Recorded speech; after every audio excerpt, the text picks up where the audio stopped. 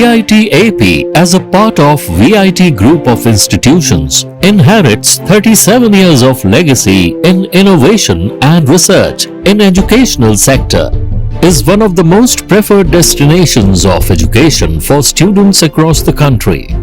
Consistently ranked among the top educational institutes in the country, the VIT Group of Institutes have had a proud tradition of pursuing knowledge and excellence.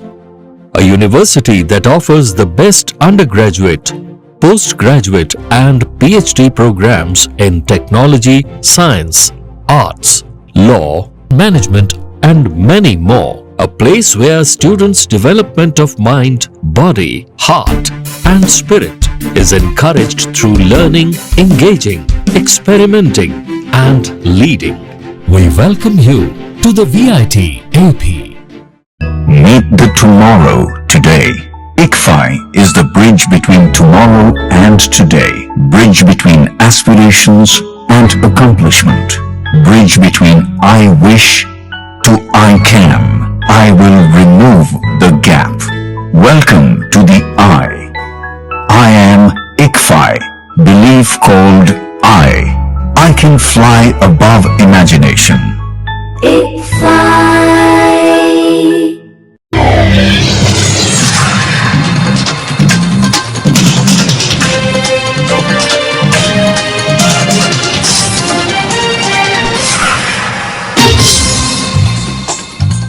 నమస్కారం, city news తెలుగుకి స్వాగతం. ఈనాటి వార్తా విశేషాలు. ప్రజాహితమే ప్రభుత్వ అభిమతమని, ప్రజల సమస్యలను తెలుసుకుని వాటి సత్వర పరిష్కారం చూపడమే కూటమి ప్రభుత్వ లక్ష్యమని మైలవరం ఎమ్మెల్యే వసంత వెంకటకృష్ణ ప్రసాద్ పేర్కొన్నారు. మైలవరంలో నిర్వహించిన ప్రజా దర్బార్ కార్యక్రమంలో ఆయన పాల్గొని నియోజకవర్గంలోని వివిధ ప్రాంతాల నుంచి వచ్చిన ప్రజల వినతి పత్రాలను స్వీకరించారు.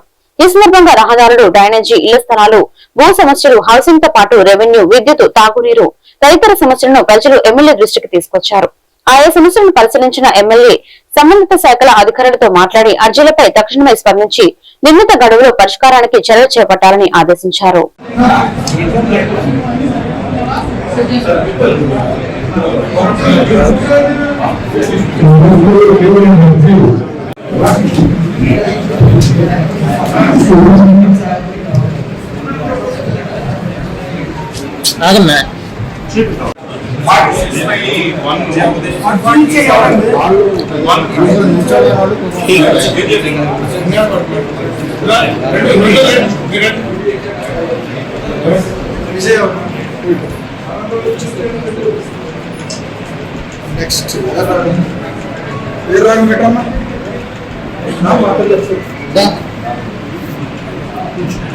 కేంద్ర విద్యాశాఖ మంత్రి ధర్మేంద్ర ప్రధాన్ తక్షణమే రాజీనామా చేయాలని ఢిల్లీలో శాంతియుతంగా నిరసన తెలుపుతున్న విద్యార్థులపై పెట్టిన కేసులన్నీ ఎత్తివేయాలని సిపిఐ ఏపీ రాష్ట్ర కార్యదర్శి వి శ్రీనివాసరావు డిమాండ్ చేశారు. విజయవాడ బాలస్తో భవన్ లో శ్రీనివాసరావు మాట్లాడుతూ ప్రధానమంత్రి విద్యార్థుల పట్ల వైఖరి ఆందోళన కలిగిస్తుందని, విద్యార్థులు పరీక్షలు సరిగ్గా నిర్వహించాలని ఆందోళన చేస్తుంటే వాళ్ళు దేశ ద్రోహులని అన్నారు.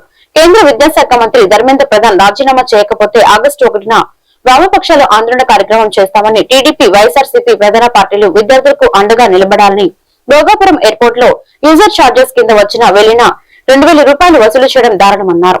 రాష్ట్ర ప్రభుత్వం గిరిజనులకు అండగా ఉండాలని గిరిజన పరిరక్షణ కమిటీ వేయాలన్నారు. అనేక కేంద్రాల్లో విద్యార్థులు చేస్తున్నటువంటి ఆందోళనకి మా పూర్తి సంఘీభావాన్ని, మద్దతును కూడా మేము ప్రకటిస్తున్నాం.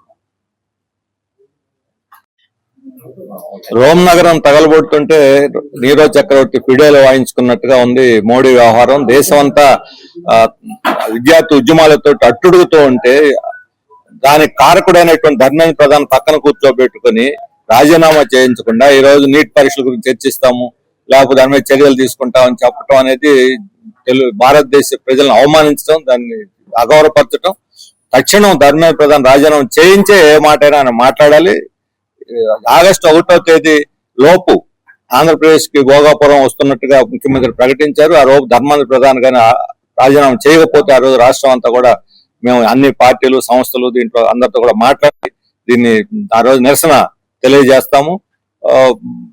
భోగాపురం ఈరోజు అది ఒక ప్రైవేట్ కంపెనీ నిర్వహిస్తుంది. ప్రైవేట్ కి పబ్లిక్ సోకులు చేస్తా ఉన్నారు.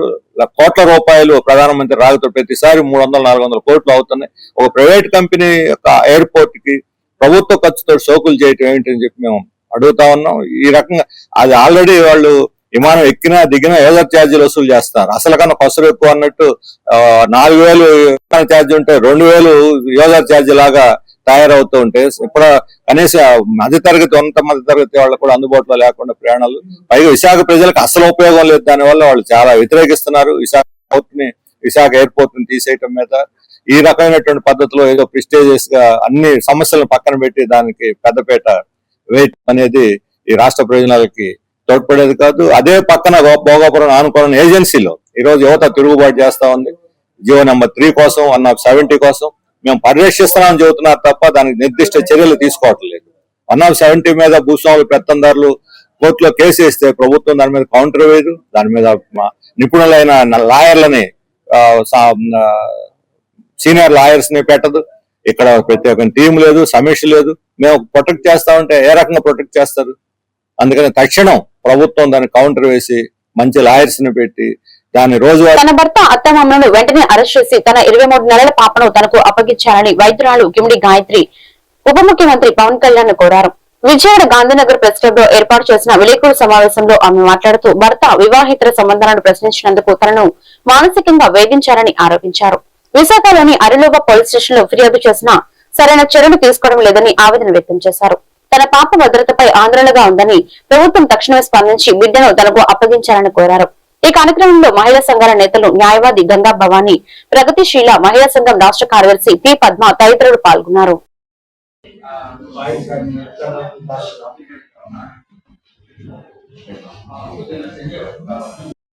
పేరు డాక్టర్ గాయత్రి.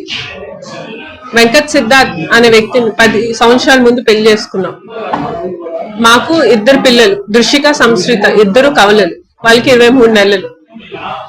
ఈ క్రమంగా ఆయన చేస్తున్న ఇల్లీగల్ అఫైర్స్, ఇల్లీగల్ మ్యారేజెస్ నా దృష్టిలోకి వచ్చిన తర్వాత అది నేను ప్రశ్నించగా మొగోడు ఇలాగే తప్పులు చేస్తారు అని ఖండించకుండా దాన్ని సపోర్ట్ చేస్తున్న తాలూరి గాయత్రీదేవి గారు అండ్ ఆయన కూడా ఇలాగే ఉంటాను, నేనేమి మాన్ను అని ఆయన అనగా దాన్ని నేను తీసుకోలేక నేను నా పిల్లల్ని పట్టుకుని 1 నెల రోజుల ముందు మా అమ్మ వాళ్ళ ఇంటికి వచ్చేసి ఉండగా ఒక 10 రోజుల ముందు పిల్లల్ని చూస్తానని వచ్చి ఆడుతున్న సమయంలో అది కూడా పోలీసులకి నేను చెప్పి, సార్ నాకు నా పిల్లలకి రక్షణ లేదు, నేను కేసు పెట్టిన తర్వాత ఇప్పటికొచ్చి ఎఫ్ఐఆర్ ఫైల్ చేయలేదు, ఫైల్ చేయకుండా మీరు ఇలాగ వస్తే ఎంతవరకు న్యాయం సార్ అని అంటే మేమున్నామని అని ఆయన అలౌ చేయగా ఆయన సడన్ గా ఒక పాపను పట్టుకుని వెళ్ళిపోయి ఇప్పటికొచ్చి 10 రోజులైంది. ఆయన కానీ పాప కానీ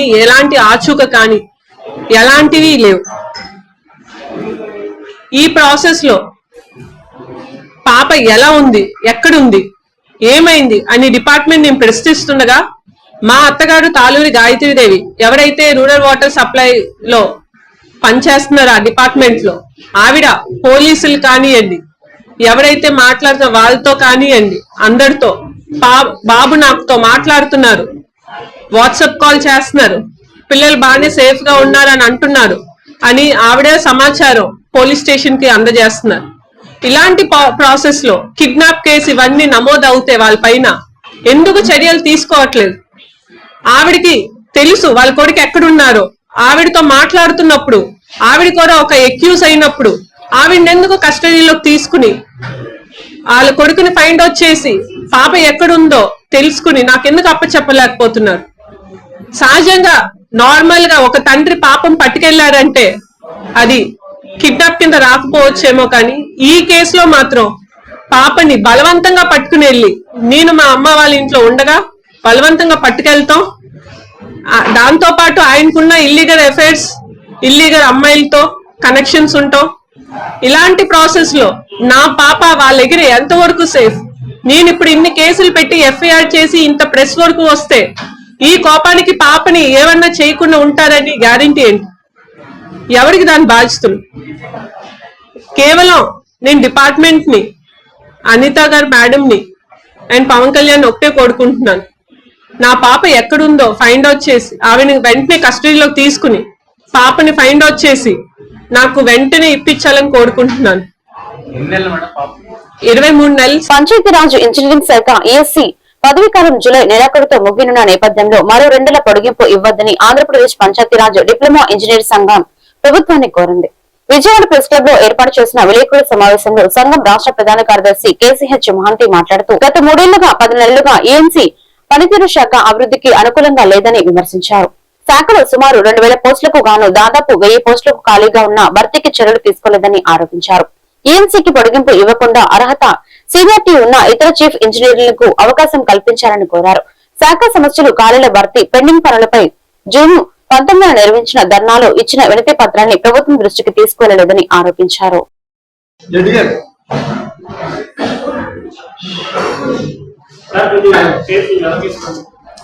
మేము ఆంధ్రప్రదేశ్ పంచాయతీరాజ్ డిప్లొమా ఇంజనీర్స్ సంఘం పక్షాన ఈరోజు ప్రెస్ క్లబ్ లో ఈ ప్రెస్ మీట్ ఏర్పాటు చేయడం జరిగింది.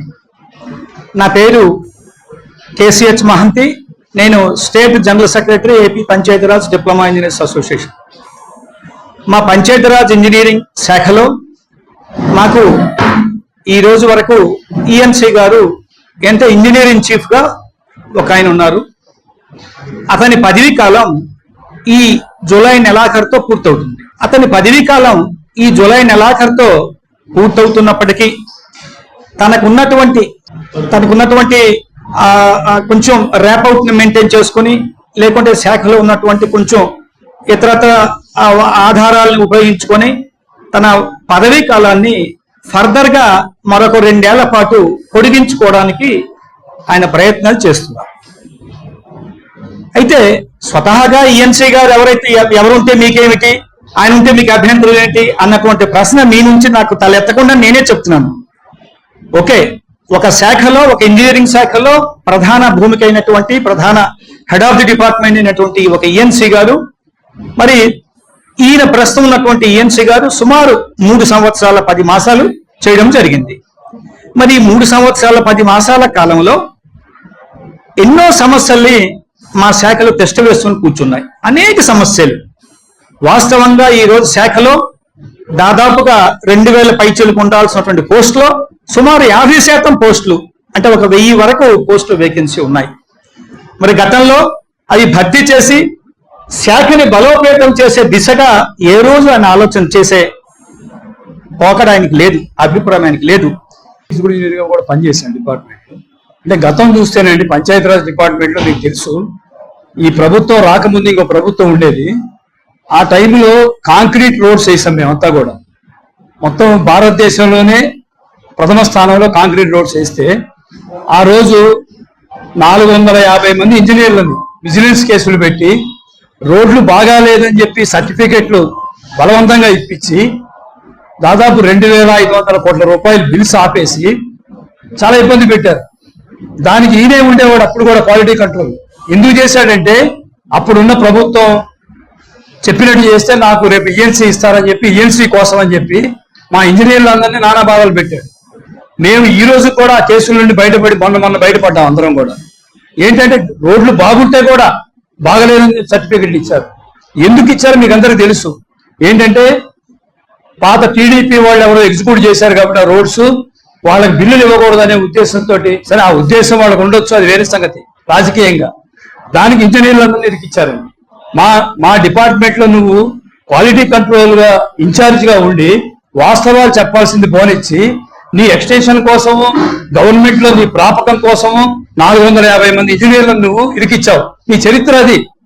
ఈ రోజు నువ్వు సరే 62 ఏళ్ళు చేశారా, అయిపోయిందండి. 62 ఏళ్ళ తర్వాత కూడా ఇంకా ఎక్స్టెన్షన్ డిపార్ట్మెంట్ లో మేము అడుగుతున్నాం. నిరుద్యోగులు ఉన్నారు, చాలా మంది ప్రమోషన్. గత 10 ఏళ్లుగా నిరుపేదలకు అన్నదానం, చలికాలంలో దుప్పట్ల పంపిణీ వంటి సేవా కార్యక్రమాలు నిర్వహిస్తున్న హెల్పింగ్ హ్యాండ్స్ సంస్థ విజయవాడ బిఆర్టీఎస్ రోడ్ లో సుమారు 100 మంది నిరుపేదలకు అన్నదానం చేసింది. ఈ సందర్భంగా సంస్థ వైస్ ప్రెసిడెంట్ సునీల్, నగర అధ్యక్షుడు సాయి కిషోర్, సభ్యులు రాజ్యలక్ష్మి మాట్లాడుతూ పేదలు, అనాథ పిల్లలకు ఆహారం, దుస్తులు పంపిణీ చేయడం సంస్థ ప్రధాన లక్ష్యమని తెలిపారు. ఏపీ, తెలంగాణలో అన్ని జిల్లాల్లో సేవా కార్యక్రమాలు నిర్వహిస్తున్నామని, 2 రాష్ట్రాల్లో సుమారు 15,000 మంది సభ్యులు ఉన్నారని పేర్కొన్నారు.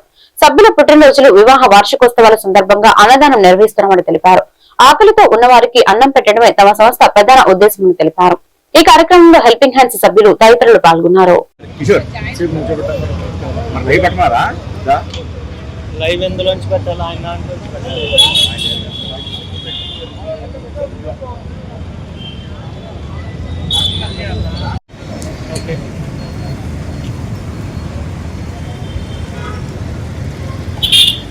చెప్పించు.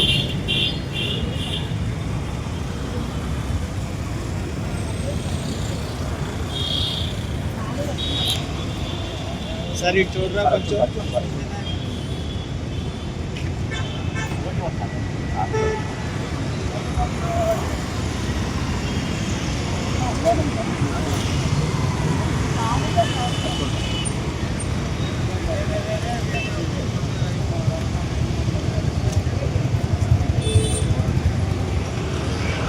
ఎన్ని చేస్తారన్న మొత్తం లెక్క ఉంటుందా లేదా ఎక్స్ట్రా ఉంటాయి? ఒక 56. తమ్ముడు ఇటు వచ్చి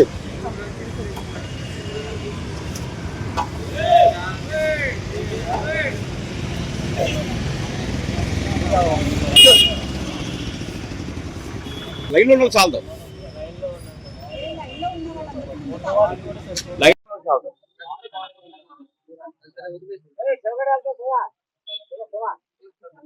చూడండి, చూడాలి లైన్ లో ఉన్న షూర్.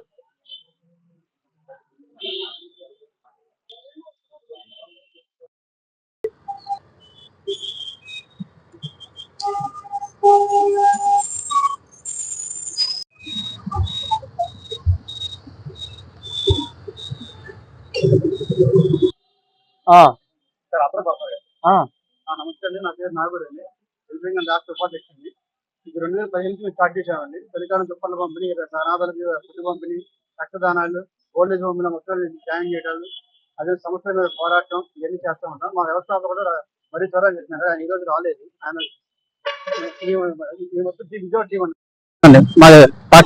మన ఆంధ్ర మొత్తం ఉంది. ప్రతి జిల్లాలో ప్రతి ఊళ్ళో మా టీం ఉంది. ప్రతి ఒక్కరు ఆపదల్లి ఆదుకుంటూ ఉంటాం. విజయవాడ సిటీ మొత్తం చేస్తామండి. సొరంగం బస్ స్టాండ్, కడవూరు temple, bell circle, railway station, Krishna barrage మొత్తం అన్ని కవర్ చేస్తాను. ఒక వారం ఒకసారి కవర్ చేస్తూ ఉంటాం. నేను helping hands vice president, state vice president అండి. 10 years అండి హెల్పింగ్ హ్యాండ్స్ స్టార్ట్ అయ్యి. మరి సోరాన్ కృష్ణ గారు ఫస్ట్ ఫౌండర్ అండి దీనికి. ఆయన యాక్చువల్ గా ఆయన పేద ప్రజలకి ఫుడ్ డిస్ట్రిబ్యూషన్ చేయడం, బ్లాంకెట్ డిస్ట్రిబ్యూషన్ చేయడం, అనాథ బాలికలకి వాళ్ళకి బట్టలు పంచడం, ఇవన్నీ అంతా పేదోళ్ళకే పంచాలని అన్న మోటోతో ఆయన ఈ సంస్థ పెడతాం జరిగింది. నేను దీంట్లో జాయిన్ 9 years అయిందండి. ఈ 9 years బట్టి మేము చేసే అనేక కార్యక్రమాలు చేశాము. బ్లడ్ డొనేషన్ కానీ, ఫుడ్ డిస్ట్రిబ్యూషన్ కానీ, రోడ్డు మీద ఉన్న పూర్ పీపుల్కి, ముఖ్యంగా మా మోటో ఏంటంటే రోడ్డు మీద ఉన్న పూర్ పీపుల్కి మొత్తం ఫుడ్ పంచడం, అన్న ఎటువంటి నిరాక్షరాస్యులకి ఫుడ్ పంచడం. Next blood donation, blanket distribution, చలికాలం బ్లాంకెట్ డిస్ట్రిబ్యూషన్ చేస్తామండి. త్రూఅవుట్ ఏపీ మొత్తం మీద అన్ని చోట్ల జరుగుతుంది.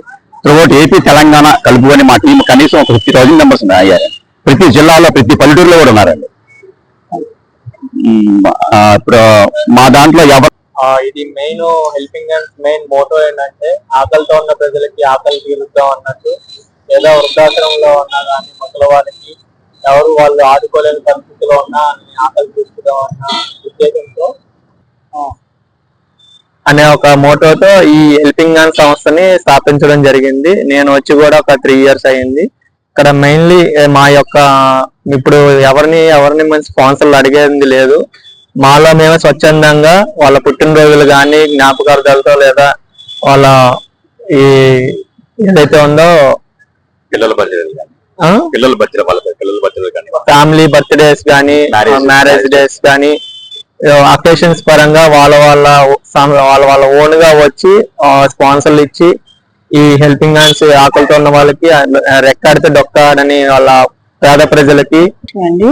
నేను ఎంకామ్ ఎల్ఎల్బి చేశాను. ఈ హెల్పింగ్ హ్యాండ్స్ స్థాపించినప్పటి నుండి నేను కూడా ఉన్నాను. వ్యవస్థాపక సభ్యురాలిని. ఇది ఫౌండర్ మరి శివరామకృష్ణ గారు.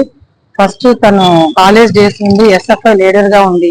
సొసైటీకి మన వంతు ఏ హెల్ప్ చేయాలి, ఎవరికి నీడ్ ఉంది, మనం ఏం చేయగలం అది చేద్దాం అన్న ఉద్దేశంతో ఇది స్థాపించడం జరిగింది.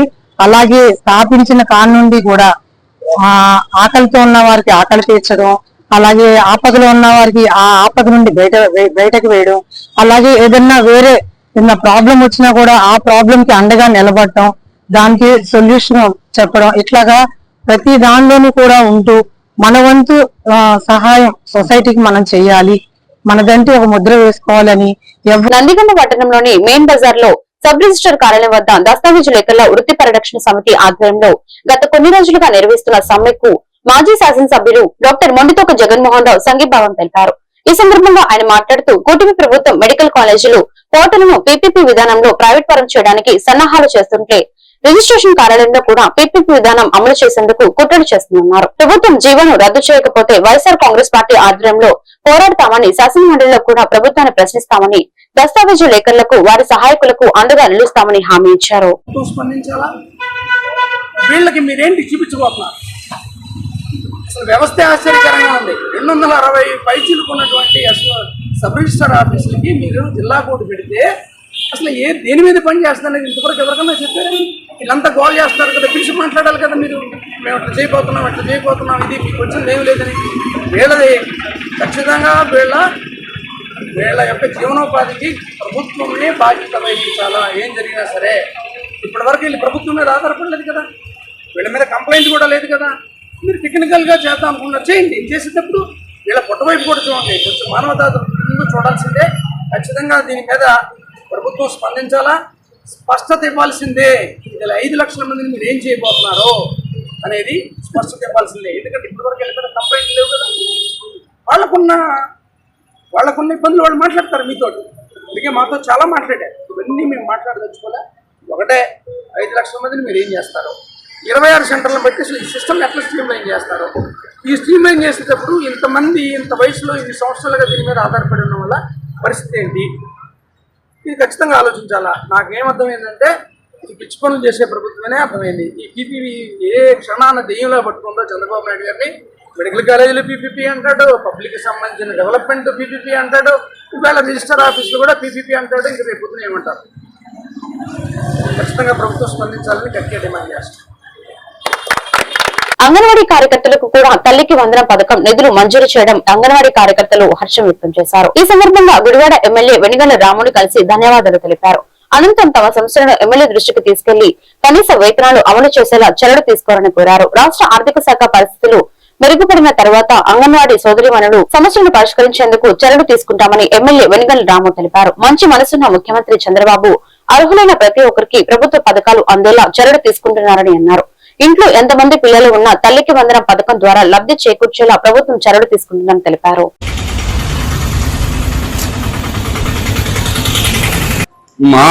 ఇప్పుడు కూటమి ప్రభుత్వం మన ప్రభుత్వం వచ్చిన తర్వాత ఎలా జరుగుతుందో మీరు చూస్తా ఉన్నారు.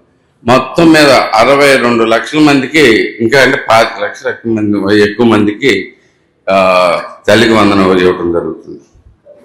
ఇంత గొప్పగా చేసుకొస్తున్నందుకు ఆయనకి ఎప్పుడు నా ఉద్దేశం అయితే కనుక నేను ఎప్పుడూ ఒకటే ఆలోచిస్తూ ఉంటాను. నోటికి వచ్చింది ఏదో చెప్పారు, చేయగలిగింది చేస్తున్నారు, తర్వాత ఏం చేస్తున్నారు, తగ్గించుకుంటూ వస్తూ ఉన్నారు.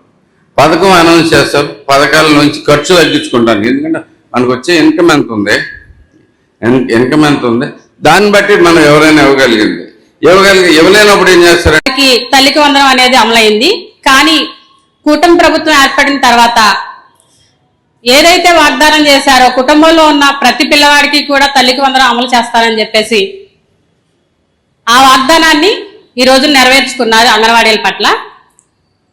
అంగన్వాడీలకు పట్టణ ప్రాంతంలో ఉన్న వాళ్ళకు మాత్రమే తల్లికి వందనం అనేది గతంలో పడింది. కానీ గ్రామీణ ప్రాంతాల్లో ఉన్న వాళ్ళు కూడా లబ్ధి పొందాలి, వాళ్ళ పిల్లలు మంచిగా చదువుకొని ప్రయోజకులయ్యి వారి కుటుంబాలు బాగుండాలన్న ఉద్దేశంతో మన సీఎం సార్ గారు అంగన్వాడీల గురించి ఆలోచించి తల్లికి వందనం అంగన్వాడీలకు కూడా అమలు చేయాలి అన్న ఉద్దేశంతో హుటాహుటీన 22వ తారీఖు నుంచి 24 వరకు తల్లికి వందనం అమలు చేస్తామని చెప్పిన విషయాన్ని గ్రహించి ముందే అంగన్వాడీలకు తల్లికి వందనం అనే జీవోని వెంటనే విడుదల చేశారు. దానికి మనం కూటమి ప్రభుత్వానికి ధన్యవాదాలు తెలియజేసుకుందాం ముందుగా. అదేవిధంగా గత ప్రభుత్వంలో గుడివాడ నూతన బస్టాండ్ అభివృద్ధికి అన్ని నరసింహారావు, పుష్ప లీలావతి దంపతులు 3 కోట్ల విరాళం అందచేయగా ఎమ్మెల్యే వెనిగళ్ల రాము అన్నయ్య దంపతులకు సన్మానం చేశారు. సీఎంఓ సూచనల మేరకు మార్పులు చేసిన 3 కోట్ల చెక్కును ఆర్డీఓ బాలసుబ్రహ్మణ్యంకు అందించారు. ఈ సందర్భంగా వారు మాట్లాడుతూ పిల్లలకు ఇచ్చాక మిగిలింది గుడివాడ ప్రజల అభివృద్ధికి అందజేస్తున్నామన్నారు. వట్టి చేతులతో వచ్చి ఇక్కడ పురోగతి సాధించామన్నారు. ఈ సందర్భంగా ఎమ్మెల్యే మాట్లాడుతూ ఏరియా హాస్పిటల్స్ ప్లస్ బస్టాండ్ కు కలిపి 6 కోట్లు విరాళం ఇవ్వడం, మీలాంటి మహానుభావులు ముందుకు వస్తే గుడివాడ మరింత అభివృద్ధి చేస్తామన్నారు.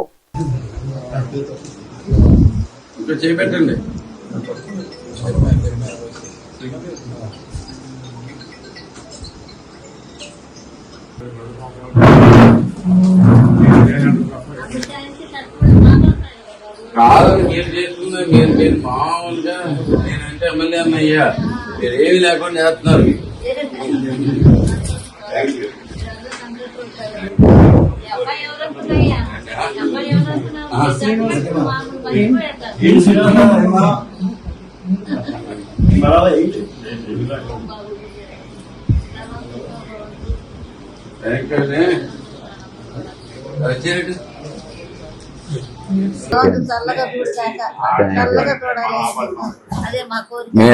అంటే ఇలా చేద్దాం అనుకునే వాళ్ళు కూడా చాలా తక్కువ మంది రాష్ట్రంలోనే ఎవరు ఉండరు. ఇంకా అట్లాంటిది మీరు నేనంత ముందుకు వస్తున్నారు. మీ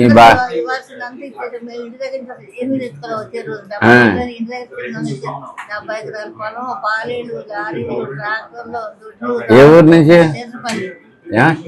చెరుకుపల్లె, కైకులూరు పక్కన. అవునవును.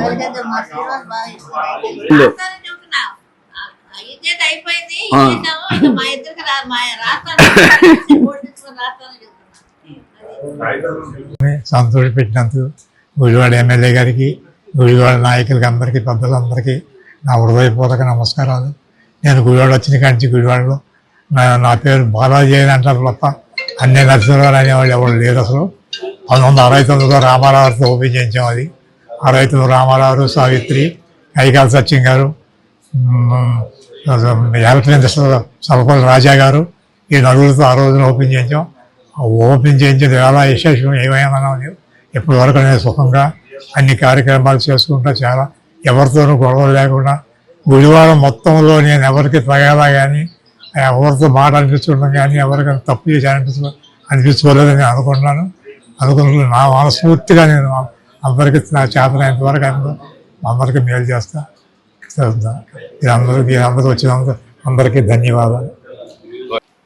మన గుడివాడలో బాలాజీ థియేటర్ అధినేతగా అన్నయ్య నరసింహారావు వారి సతీమణి అన్నయ్య పుష్పలీల దంపతులు 3 కోట్ల రూపాయలు మన బస్టాండ్కి డొనేషన్ ఇవ్వటం జరిగింది. అది ముఖ్యమంత్రి గారి చేతుల మీదుగా తీసుకోవాల్సింది. వారు ఇద్దరు రాలేని పరిస్థితిలో మొన్న చెక్ మీద డాష్ మీద చెక్ ఇవ్వటం జరిగింది. కానీ ఇప్పుడు ప్రత్యేకంగా ఆయన సన్మానించడానికి గుడివాడ ప్రముఖులు అందరం కలిపి వచ్చాం. చాలా అరుదుగా ఉంటారు ఇలాంటి వ్యక్తులు. అంటే ఇందాక అమ్మ చెబుతా ఉంది, ఎంత చక్కగా ఉందంటే పిల్లలకి ఇవ్వాల్సింది ఇచ్చేసాం సార్. వాళ్ళతో పాటు మా సమాజానికి నేను ఉండే గుడివాడకి ఇష్టం, గుడివాడకి కూడా సమానంగా పంచుకుంటూ వస్తున్నాం అండి. అంటే చాలా మంచి విషయం ఇది. అంటే మనకి సమాజం మీద ఎంత ప్రేమ ఉంటాం. ఇంకా క్లియర్గా చెప్పారు ఏంటంటే గుడివాడ ఒట్టి చేతులతో వచ్చాం, ఇక్కడ సంపాదించుకున్నాం. ఇక్కడ అంతా పాత ఏమి ఆస్తులేమి తీసుకురాకుండా ఒట్టి చేతులతో వచ్చాం, ఇక్కడే సంపాదించుకున్నాం. అందుకని గుడివాడ మీద అంత ప్రేమ ఉంది మాకు అని చెప్పేసి చెప్పడం జరిగింది. నిజంగా చాలా గొప్ప విషయం ఇది. అంటే చాలామంది డెవలప్ అయిపోయిన ఊరైనా మనం బతికిన ఊరైనా దీంట్లోకి అన్నింటినీ మర్చిపోయి ఈ కాలంలో పిల్లలతో పాటు సమానంగా మా గుడివాడని కూడా చూసుకుంటాం అనే ఉద్దేశం రావటం దాంట్లోకి చాలా గొప్ప విషయం. నిజంగా చాలా హ్యాపీ అండి. మీకు ఎప్పుడూ గుడివాడ మీలాంటి ప్రజల్ని మీలాంటి వాళ్ళని నేను చూడటం చాలా అరుదుగా ఉంది. గుడివాడలోనే కాదు మొత్తం రాష్ట్రంలోనే అరుదుగా ఉంటారు మీలాంటి వ్యక్తులు. అంటే క్లారిటీతో, ఇంత థాట్ క్లారిటీలు నాకు ఎవరికి కనపడలేదు. ఇస్తున్నామంటే డబ్బులు ఇచ్చేస్తున్నామంటే ఏదో డబ్బులు ఇచ్చేస్తున్నాం, డొనేషన్ ఇచ్చాము, వాళ్ళు అడిగారు వీళ్ళు అడిగారు అనేది కాకుండా పిల్లలకి ఇవ్వాల్సింది ఇచ్చాము. నేను ఇచ్చిన తర్వాత నేను ఇవ్వగలిగిన దాంతో పాటు నేను పెరిగిన సమాజానికి కూడా అంతే ఇంపార్టెంట్ అని చెప్పేసి మీరు చెప్పడం చాలా బాగుంది. మీకు తప్పకుండా నిండు 100 ఏళ్ళు మీరు ఆయురారోగ్యాలతో ఉండాలని కోరుకుంటాను. మీ మీరు చేసిన ప్రతిదీ అంటే ఈ వార్తలు ఇంతటితో సమాప్తం. మరొక బిల్టన్ మళ్ళీ కలుద్దాం. నమస్కారం.